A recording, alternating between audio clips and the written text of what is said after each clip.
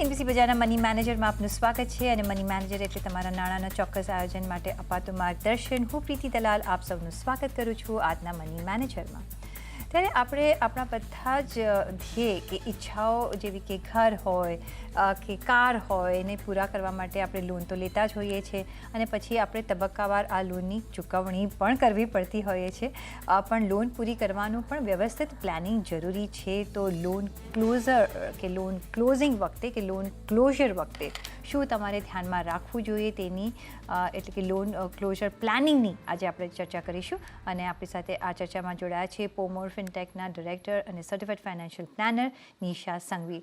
નિશા, ઘણું સ્વાગત છે આપનું આજના શોમાં. અને આપણે always ways and means investment માટેના વાત કરતા હોઈએ છીએ કે કાર લોન લેવી છે, હાઉસ લોન લેવી છે તો કઈ રીતના લેવું જોઈએ.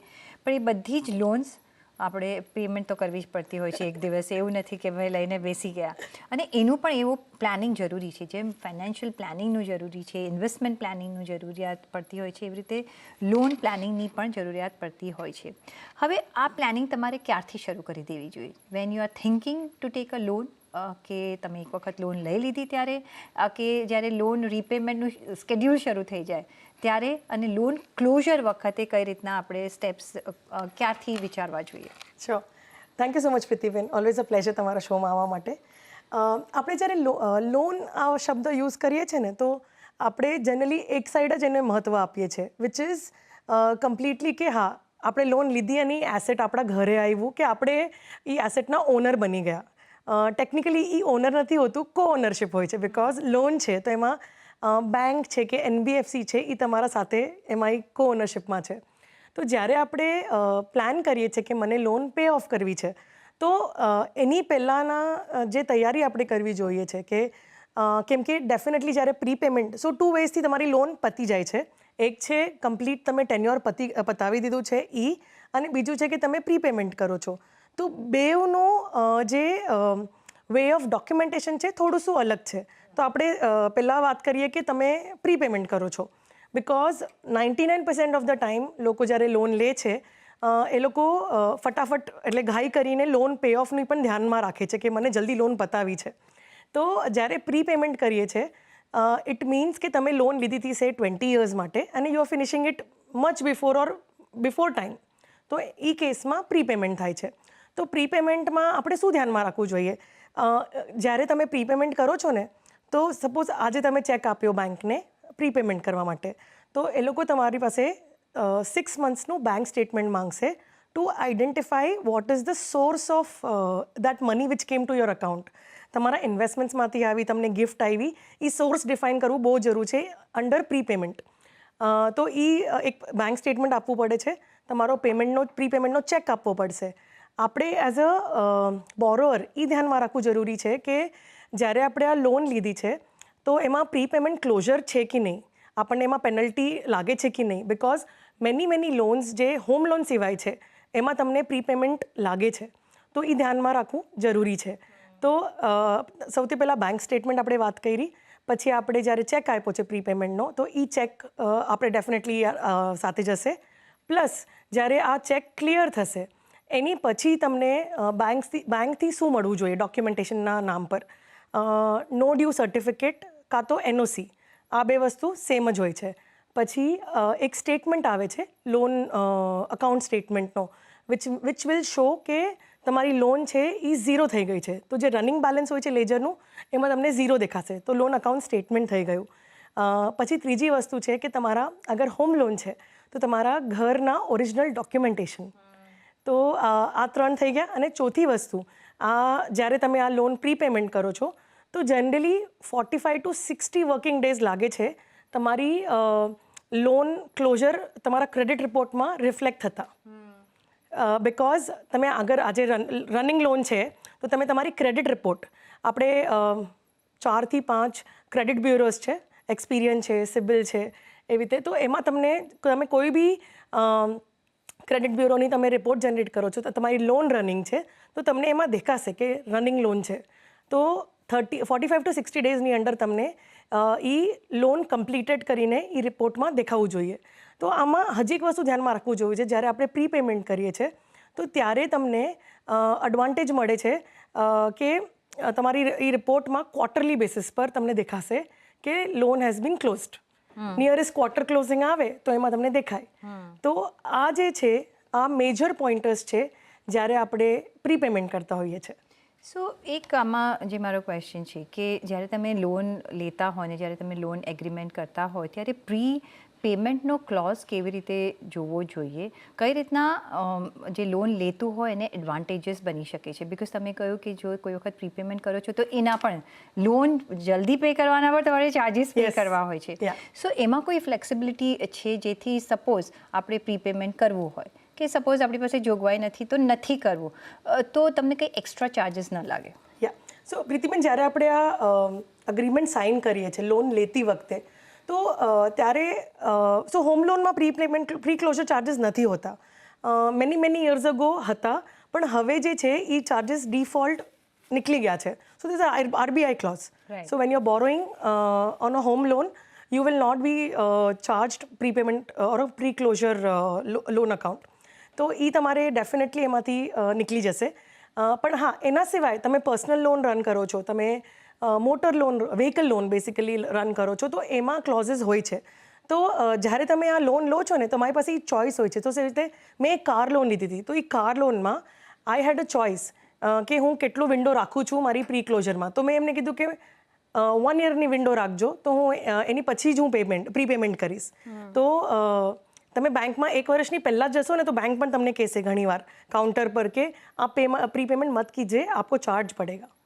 અને આ prepayment charges could range from 3% to 6%, which is quite huge.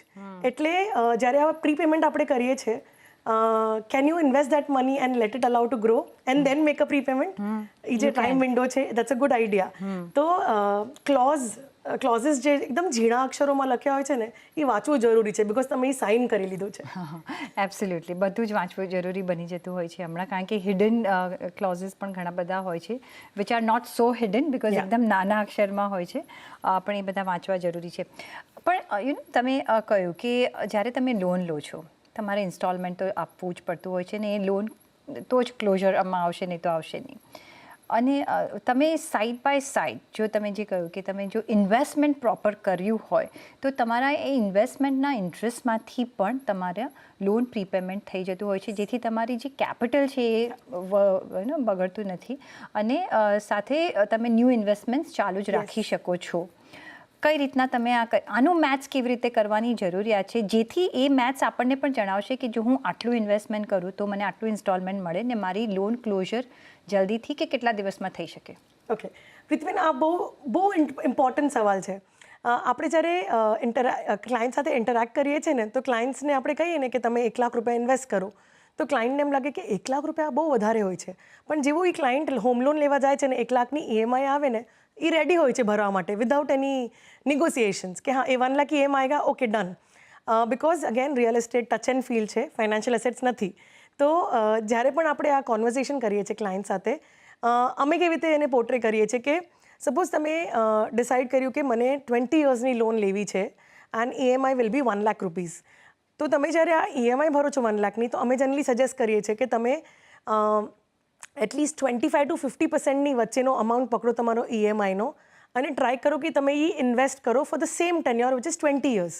તો એનો શું એડવાન્ટેજ થશે કે by the time you are trying to complete the tenure of 20 years, સામે તમે જેટલા ઇન્વેસ્ટ કર્યા હતા એના એટલાનું કોર્પસ તમારું સામે બની જશે 20 yearsમાં.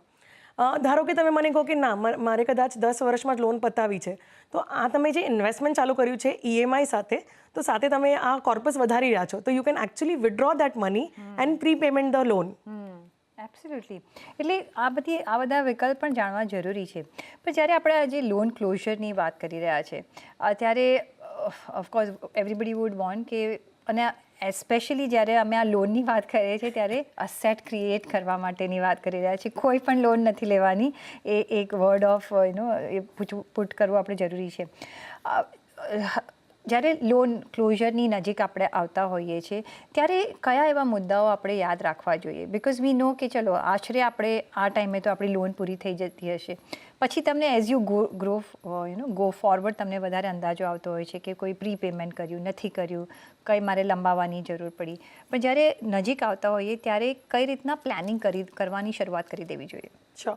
સો અગેન આમાં EMI વર્સિસ ઇન્વેસ્ટમેન્ટની વાત કરી, EMI વર્સિસ SIP. ઓકે, તો જ્યારે આપણે આ EMIની વાત કરીએ છીએ ને પ્રીતિબેન, વેન વી ઇન્ક્રીઝ, તમે સપોઝ પ્લાન કરો કે મને આ લોન પે ઓફ કરવી છે, પ્રીપેમેન્ટ કરવું છે કે ક્લોઝર કરવું છે, તો ઇન ધેટ સિનારીઓ આપણે જનરલી કહીએ છીએ કે તમારી જે EMI છે એ 30%થી વધારે નથી તમારા ઇન્કમની, તો ડેફિનેટલી એનાથી ઓછી છે તો તમે એને ચૂઝ કરી શકો છો એને ક્લોઝ કરવા માટે, નંબર 1. નંબર 2, હજી એક એસ્પેક્ટ તમે એમાં કન્સિડર કરી શકો છો કે જ્યારે તમે આ પ્રીપેમેન્ટ કરવાનો પ્લાન કરો છો તો જ્યારે તમારી EMI હિટ થઈ જાય, સપોઝ તમારી EMI ડેટ 5th છે, એના પછી તમે તરત જઈને નેક્સ્ટ 10 ડેઝમાં જઈને તમે તરત જ તમારા પેપરવર્ક સબમિટ કરો ફોર ક્લોઝર, સો દેટ તમારું મહિનાનું તો એ લોકોએ તમારી પાસેથી વ્યાજ પ્લસ EMI પ્રિન્સિપલ જે છે EMIમાં લઈ લીધું છે, તો નેક્સ્ટ મંથની EMI હિટ થવાની પહેલાં તમારે ઇમિડિયેટલી પેપરવર્ક સબમિટ કરવું જોઈએ, સો દેટ તમારે એડિશનલ અમાઉન્ટ ન પે કરવી પડે.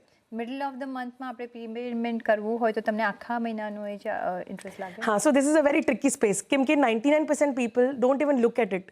આઈ want to close the loan, tell me how much to pay, ये मैंने चेक दे दिया અને આની પછી તમે મને કહો શું કરવાનું છે, તો people don't look at it.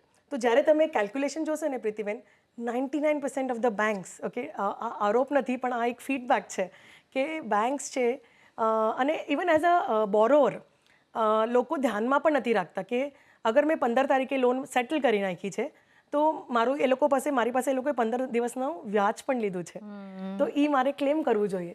નો બડી goes and claim because it's very emotional. આપણે એ પ્રોપર્ટીને ઓન કરી લીધું છે, નંબર 1. નંબર 2, આપણે ડેટ ફ્રી થઈ ગયા છે, રાઈટ? સો એ જે ફિલિંગ છે ને એ મચ મોર હાયર છે than looking at a 15-day interest. Right. તો આ બે વસ્તુ ધ્યાનમાં રાખવી જરૂરી છે કે તમે જે પૈસા ભર્યા છે, તમે જે ટાઈમ પર ભરો છો, તો થોડું શું કેલ્ક્યુલેશન બેંક પાસેથી તમે જ્યારે સ્ટેટમેન્ટ લો છો તો એ પૂછવું જરૂરી છે. અને આપણે એક્સપિરિયન્સ કર્યું છે ક્લાયન્ટ્સ માટે કે સપોઝ ક્લાયન્ટે EMI ફર્સ્ટ હતી, એને બાય 5th એને ડોક્યુમેન્ટ્સ આપી દીધા, તો we went back and asked કે તમે અમારી પાસે વ્યાજ જે લીધું છે એડિશનલી પાછું આપો, તો bank had to refund it. એ અલગથી રિફંડ આવ્યું છે મેમ. તો તમે બોલે એના બોર વેચાય, અને જે ધ્યાન રાખે એને આ ફાયદો થઈ શકે છે. પણ આ એક પોઈન્ટ છે જે ધ્યાન રાખવું જરૂરી છે. હવે સપોઝ આપણી લોન પ્રીપેમેન્ટ થઈ ગઈ કે આખી લોન પતી ગઈ, કઈ રીતના, જે તમે ઓફકોર્સ પહેલાં તમે અર્લિયર મેન્શન કર્યું, બેંક પાસેથી આપણે શું લઈ જવાનું ડોક્યુમેન્ટ્સ ત્યારે, અને બેંક પાસેથી કયા ડોક્યુમેન્ટ્સ માંગવાના, અને એ જ ડોક્યુમેન્ટ્સ જે આપણે રહેતા હોય કે જે આપણી પ્રોપર્ટી હોય કે જે સપોઝ હોમ લોનની હોય તો મે બી આપણી બિલ્ડિંગ સોસાયટીમાં પણ આપણે સબમિટ કરવાના હોતા હોય છે, એનો એક ચેકલિસ્ટ બંનેનું આપી દો. ડન. સો આપણે ક્યારે પણ લોન ક્લોઝ કરીએ છીએ તો જે રીતે આપણે પહેલાં પણ કવર કર્યું છે કે તમારે loan account statement which will show 0, then you need a no due certificate or NOC from the bank, then પછી તમને તમારું જે નો ડ્યુ સર્ટિફિકેટ આવે છે ને એમાં જ તમને સરસાઈ ચાર્જીસ કરીને આવે, સરસાઈ ચાર્જીસ ડન કરીને આવે છે. સરસાઈ બેસિકલી એક સેન્ટ્રલ ઓથોરિટી છે જ્યાં આપણે કશેથી પણ લોન લીધી હોય છે, ફાઇનાન્શિયલ લોન લીધેલી હોય છે, એ ત્યાં રિફ્લેક્ટ થાય છે. તો એ ડેટામાં પણ ત્યાં ક્લોઝર આવવું જોઈએ. સો સરસાઈ લોન ક્લોઝ કરીને તમને ત્યાં દેખાવું જોઈએ તમારા સ્ટેટમેન્ટમાં. તો એ પણ એક પોઈન્ટ ધ્યાનમાં રાખવું જરૂર છે. આ ત્રણેય વસ્તુ લઈને તમે તમારી સોસાયટીમાં સબમિટ કરવું જોઈએ કે લોન ઇઝ કમ્પ્લીટેડ અને હવે આ પ્રોપર્ટી મારા નામની જ છે, so that even society is informed, અને તમારી શેર સર્ટિફિકેટ પણ તમારી અગર બેંક પાસે જે હતી તમારી પાસે આવી કે તમે સોસાયટીમાંથી તમે એને કોપી આપી શકો છો કે ઇટ ઇઝ બીન રિસીવ્ડ, અને એ તમારી ઓનરશિપની તમારી પાસે પ્રૂફ રહેશે. એબ્સોલ્યુટલી. અને સાથે વ્હીકલ લોન માટે શું ધ્યાનમાં રાખવું જોઈએ? બિકોઝ એ પણ જ્યારે આપણે પેમેન્ટ કરીએ છીએ ત્યારે શું ધ્યાનમાં રાખવું જોઈએ, કયા પેપર્સ પર ધ્યાન રાખવું જોઈએ? આ સૌથી ઇમ્પોર્ટન્ટ પોઈન્ટ છે પ્રીતિબેન. ઘણીવાર આપણે રશમાં હોઈએ છીએ કે લોન પે કરી દઈએ, તમે લોન પે કરી દીધી, પણ જ્યારે વ્હીકલ લોનનો વાત કરીએ છીએ તો તમે અગર ચેક કરશો તમારી RC રજિસ્ટ્રેશન સર્ટિફિકેટ જે આવે છે, મહારાષ્ટ્રમાં કાર્ડ હોય છે, તો એમાં તમે ચેક કરી શકો છો કે વ્હીકલ હાઇપોથિકેટેડ, તો તમે વ્હીકલ લોન પતાવી દીધી છે તો રિમૂવલ ઓફ હાઇપોથિકેશનનું એક ડોક્યુમેન્ટ આવે છે બેંક તરફથી, along with the no due certificate, તમારી અકાઉન્ટ સ્ટેટમેન્ટ, એના સાથે તમારે હાઇપોથિકેશન રિમૂવલનો ડોક્યુમેન્ટ મળવો જોઈએ. રિમૂવલનો ડોક્યુમેન્ટ તમારે જઈને આરટીઓમાં આપવું પડે છે તમારા આરસીમાંથી નીકળવા માટે. જેવું આરસીથી નીકળી જાય છે હાઇપોથિકેશન, એ પછી તમારે તમારા ઇન્સ્યોરન્સમાં પણ કરવું જરૂરી છે. કેમ કે એક્ઝામ્પલ તમે આરસીમાં કરી લીધું પણ ઇન્સ્યોરન્સમાં ન કર્યું તો ઘણીવાર ક્લેમ વખતે તમને પ્રોબ્લેમ આવી શકે છે. તો આ આખી એક સિરીઝ છે. જ્યારે તમે ઇવન વ્હીકલ લોન પતાવો છો ત્યારે તો જરૂરી છે કે hypothecation has to be removed. Because તમે જ્યારે અગર તમે વ્હીકલ વેચવા પણ જશો ને અને એમાં તમારી લોન નહીં હોય પણ જે બાયર છે એને દેખાશે કે આરસી અને ઇન્સ્યોરન્સ પર હાઇપોથિકેશન છે તો એ car process of sale will not get complete. એટલે એ કરવું ઘણું જરૂરી છે, કારણ કે જ્યારે તમે સપોઝ જ્યારે પણ ફ્યુચરમાં એ કાર સેલ કરો છો કે એવી જરૂરિયાત પડે છે ત્યારે તમને પ્રોબ્લેમ થઈ શકે છે. Last but not the least, હવે આપણે હવે જે બધી લોન્સ છે મોંઘી થતી જાય છે આપણે જાણીએ છીએ, પણ અમુક લોન્સ લેવી આપણે જરૂરી પડતી જ હોય છે. અને જ્યારે એક વખત આ ક્લોઝર આપણે કરી દઈએ છીએ પણ એવું નથી કે લાઈફમાં બીજી વખત લોનની જરૂરિયાત નહીં પડે, અને ત્યારે ક્રેડિટ સ્કોર ઘણો બધો તમને મેટર કરશે. અને તમે કહ્યું કે એક વખત આપણે પેમેન્ટ કરી દઈએ પછી 30 થી 45 દિવસમાં આપણો ક્રેડિટ સ્કોર પાછો પ્રોપર થઈ જતો હોય છે. જો તમે એમાં ડિસિપ્લિન રાખો છો તો તમારા ક્રેડિટ સ્કોર પર કઈ રીતના અફેક્ટ પડે છે વીઝ શું જો બરાબર કર્યું હોય તો સ્કોર જો વધારે હોય તો તમને વધારે લોન મળી શકે છે ફ્યુચરમાં? ઓકે, બહુ ઓછા લોકો, યસ એબ્સોલ્યુટલી, આ બહુ ઇમ્પોર્ટન્ટ એસ્પેક્ટ છે લોનનો. જ્યારે પણ આપણે લાયબિલિટીઝ કે ક્રેડિટની વાત કરીએ છીએ, credit score equally plays an important role. તો જ્યારે પણ આપણે ક્રેડિટ સ્કોરની વાતમાં આવીએ છીએ, સો સપોઝ તમે આ loan for whatever reason બેંકે તમારું લોન ક્લોઝર નથી કર્યું તો ક્રેડિટ સ્કોરમાં રિપોર્ટ જ નથી થયું, એટલે સરસાઈમાં રિપોર્ટ નથી થયું, it means it is standing open somewhere. તો તમે લાયબિલિટી સાથે ઓપન છો. તો જ્યારે તમે સેકન્ડ લોન અપ્લાય કરશો તો દેખાશે કે આપકા એક આઉટસ્ટેન્ડિંગ લોન ઓલરેડી હૈ, તો તમારી એલિજિબિલિટી એમાં ઓછી થઈ જાય છે. નંબર 1. નંબર 2, જ્યારે પણ આપણે લોન આપણે અપ્લાય કરીએ છીએ, આ ડોક્યુમેન્ટ ક્રેડિટ બ્યુરોનો કોઈ બી એક બ્યુરોનો એ લોકો રિપોર્ટ જનરેટ કરીને ચેક કરીએ છીએ કે તમારી ક્રેડિટ સ્કોર શું છે. પ્રીતિબેન, તમને એસ્ટોનિશમેન્ટ થશે, ક્રેડિટ સ્કોર તમારો જેટલો હાયર હોય છે ને એટલો તમને ઇન્ટરેસ્ટ રેટ ઓછો લાગે છે. So if you want a cheaper loan you have to maintain your credit score well. તો આ એક અનધર એસ્પેક્ટ છે કે તમે જ્યારે ફ્યુચરમાં સેકન્ડ લોન લેવા જાઓ છો, સો તમે અગર ઈએમઆઈ ટાઈમ પર પે કરી છે તો તમને તમારી લોન તમને જે નેક્સ્ટ ટાઈમ તમને મળશે એ સસ્તી મળશે. તો તમારે એ પણ ધ્યાનમાં રાખવું જરૂરી છે. તો credit score equally is important as equivalent as તમારા original documents of your home loan or the RC certificate without a hypothecation. પહેલો જે સવાલ આવી રહ્યો છે સચિન પટેલનો. એ પૂછી રહ્યા છે કે બજેટમાં આવેલા ટેક્સના બદલાવ બાદ હવે નવો ટેક્સ રિજીમ લેવો જોઈએ કે જૂનો? સચિનભાઈ, આ ખાલી તમારો નહીં સવાલ હોય, ઘણા બધાનો સવાલ હશે, કારણ કે એનો પૈસા અર્ન કરવા ગમે છે, ટેક્સ પે કરવો અને કઈ રીતના આપણે બચાવી શકીએ બધાનો એમ હોતો હોય છે, પણ કયો રિજીમ હવે આપણે ચૂઝ કરવો જોઈએ? સો પ્રીતિબેન, અગર ઇન્કમ 15 લાખ્સના રેન્જમાં છે અને હાઉસિંગ લોન નથી, ઓકે, તો ન્યૂ રિજાઇમ થોડી બેનિફિશિયલ થશે. કેમ કે જે પ્રોવિઝન્સ આ વખતે આપ્યા છે આપણા ફિનાન્સ મિનિસ્ટરે, તો એમના હિસાબે તમારા હાથમાં ઇન્વેસ્ટેબલ સરપ્લસ 17,500 રૂપીઝ વધારે આવશે compare to the previous year. તો એ ધ્યાનમાં રાખવું જરૂરી છે કે before you file your returns, check બેવ રિજાઇમમાં તમારી માટે કયું ઇઝી છે અને કયું સિમ્પલ છે જેમાં તમને વધારે બેનિફિશિયલ થાય છે. પણ સ્ટેન્ડર્ડ અગર અઝમ્પશનના બેઝ પર ચાલીએ તો ન્યૂ રિજાઇમ ઇઝ બેટર. પ્લસ તમારી પાસે જ્યાં 17,500 એડિશનલ આવશે તો એ સ્પેન્ડ નહીં કરતા એને પ્લીઝ રીઇન્વેસ્ટ કરજો. ડિસ્પોઝેબલ ઇન્કમ ફિનાન્સ મિનિસ્ટરે વધારે હાથમાં આપી છે પણ એ સ્પેન્ડ કરતાં ઇન્વેસ્ટ કરવું જરૂરી છે. ઓફકોર્સ, તો સ્પેન્ડ કરતાં ઇન્વેસ્ટ કરવું જરૂરી છે. અને એક વખત જો સપોઝ આજે એમની 15 લાખ છે પણ કાલે વધારે થશે અને ઓફકોર્સ ટેક્સ રિજીમમાં પણ આપણે ફેરફાર આવતા જોઈશું, કારણ કે એવરી યર ન્યૂ ટેક્સ રિજીમમાં આપણે ફેરફાર જોઈ રહ્યા છે, બિકોઝ ઇવેન્ચ્યુઅલી આપણે બધા જ એ જ રિજીમમાં હોઈશું. પછી અને આપણે એક જ વખત ચેન્જ કરી શકીએ છીએ? નહીં, વી કેન ચેન્જ. સેલરીડમાં you can change multiple times. તમે જ્યારે એપ્રિલ ફર્સ્ટ વીકમાં જ્યારે ડિક્લેરેશન આપ્યું છે તો તમારે ડિફોલ્ટ તો ન્યૂ છે, તમે ચૂઝ કરતાં ભૂલી ગયા ઓલ્ડ, તો બી તમે રિટર્ન ફાઇલ કરતી વખતે ઓલ્ડમાં તમે રિટર્ન ફાઇલ કરી શકો છો બિકોઝ સેલેરીડ છે પણ તમે every year U can't B Yes, you changing can. You can Yes. Okay તો સેલરીડ માટે Yes. તમે ચેન્જ કરી Yeah. શકો છો તો આ એક વસ્તુ તમે ધ્યાનમાં રાખી શકો છો નેક્સ્ટ સવાલ જે છે આવી રહ્યો છે નિશા પારેખનો એ કહી રહ્યા છે કે એમના માસી છે 45 વર્ષના છે જે હાલ વિડો થયા છે અને એમની દીકરી કોલેજના બીજા વર્ષમાં છે હવે બીજી કોઈ તેમની આવક છે નહીં 50 લાખની રકમ પતિની એક્સિડન્ટ પોલિસીથી એમને મળી છે અને એનું રોકાણ કરવું છે તો કઈ રીતના કરવું જોઈએ જેથી એમના મંથલી ખર્ચ નીકળી શકે હવે એક બીજું એમને ઓફકોર્સ એક લખ્યું છે કે એલિમની કઈ રીતના મળી શકે આઈ ડોન્ટ થિંક સો કે શી મેન્ટ એલિમની કારણ કે ઇન્સ્યોરન્સથી છે એટલે મે બી એ વર્ડ કોઈ ડિફરન્ટ હોઈ શકે પણ મેઇન એમનો ક્વેશ્ચન છે કે કઈ રીતના નિવેશ કરી શકે અને મંથલી એમના ખર્ચા કાઢી શકે શ્યોર સો પ્રીતિબેન આમાં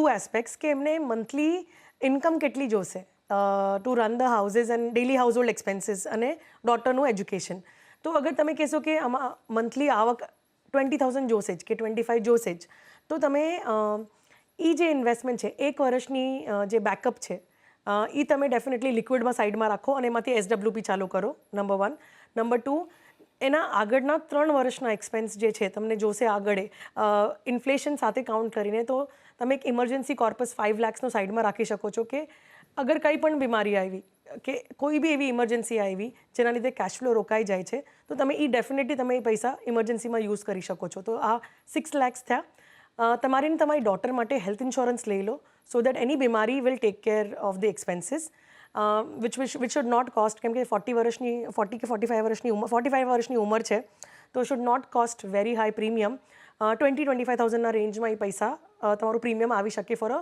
10 to 15 lakhs ઓફ પોલિસી બાકીના પૈસા જે છે તમે combination of hybrid plus large and mid કેપમાં તમે નાખો એની એડવાન્ટેજ કે આ પૈસા તમે ગ્રેજ્યુઅલી ગ્રો થવા દેશો તો within 3 to 5 years you will be able to start an SWP એમાંથી અને એ તમારી પેન્શન તરીકે એ કામ કરશે કેમ તમારે હાઇબ્રિડ મ્યુચ્યુઅલ ફંડમાં નાખવાનું કેમ કે કોમ્બિનેશન ઓફ એક્વિટી અને ડેટ થશે that is basically government securities public bonds and all તો જેમાંના તમારે ડાઉન સાઇડની થોડી પ્રોટેક્શન પણ મળશે અને એના પછી તમે એમાંથી જે પેન્શન સ્ટાર્ટ કરો છો તો તમને ટેક્સ એફિશિયન્સી મળશે ફિક્સ ડિપોઝિટ તમે ડેફિનેટલી બેંકમાં થોડી રાખી શકો છો અગર તમને કમ્ફર્ટ હોય એટલી અને બાકીની પૈસા ડેફિનેટલી ઇન્વેસ્ટ થવા માટે એ પૈસા ગ્રો થવા દો જોઈએ કેમ કે તમારી મૂડી તો 50 લાખની જ છે એબ્સોલ્યુટલી તો હમણાં તો તમારી મૂડી 50 લાખની છે ને એમાંથી તમારે આગળ કામકાજ કરવાનું છે તો એવી રીતે કરો કે થોડું ઇન્વેસ્ટમેન્ટ બી તમારું રહે જે ગ્રો થાય ને એના ઇન્ટરેસ્ટમાંથી તમે તમારા ખર્ચા ચલાવી શકો એટલે તમારું કેપિટલ ટચ કરવાની તમને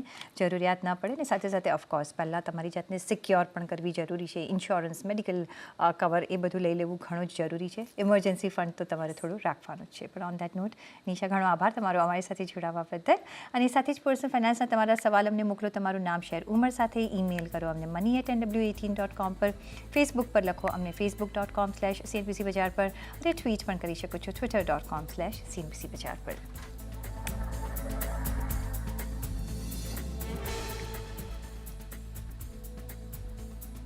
અને આ સાથે જ મની મેનેજરના આ એપિસોડમાં બસ અત્યારે આટલું જ પાછા મળીશું નેક્સ્ટ એપિસોડમાં ત્યાં સુધી આપશો રજા નમસ્કાર